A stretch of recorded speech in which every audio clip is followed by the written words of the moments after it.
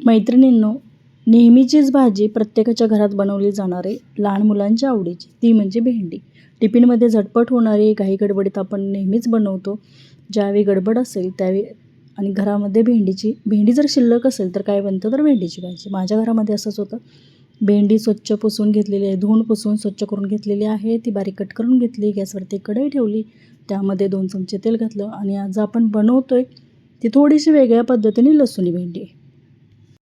लसूणी भेंडी म्हटलं की लसूण भरपूर घालायचा. खमंग चवीची ही लसणाच्या फोडणीत बनवलेली भेंडी खूप छान चवीला लागते. लसूण हलकासा ब्राऊन होईपर्यंत मी परतून घेते. भेंडी पण कट करून घेतलेली आहे. भेंडी धुवून घेतली की थोडीशी ओलसर होते आणि तशीच जर बनवली, थोडंसं जरी पाणी त्यामध्ये राहिलं तर भेंडी चिकट होते. म्हणून भेंडी स्वच्छ पुसून छान घ्यायची, म्हणजे चिकट होत नाही. चिरून घेतलेली भेंडी छान अशी परतून घेते. सुरुवातीला मीठ घालायचं नाही. मीठ घातलं की भेंडी शिजेल आणि पुन्हा छान भाजणार नाही. त्यामुळे मीठ नंतर घालणार आहे. छान अशा अगोदर तेलामध्ये परतून घेते. तुम्ही सुरुवातीलाच भाजून घेऊन या फोडणीमध्ये घातली तरी चालेल, परंतु मी तेलामध्ये छान अशी परतून घेत आहे.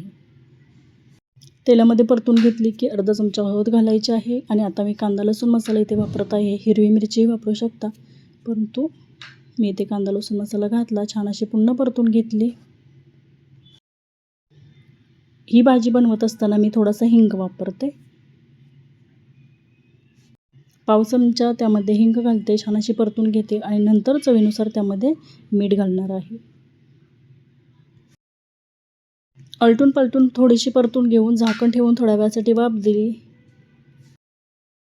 आणि नंतर आपल्याला 2 चमचे त्यामध्ये दही घालायचं आहे. दही घातल्यामुळे भेंडी आणखी जास्त छान अशी चवीची बनते.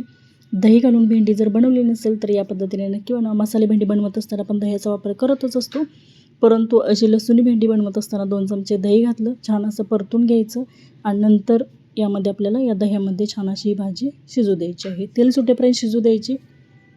टिफिनसाठी झटपट लसूणी भेंडी तयार झाली.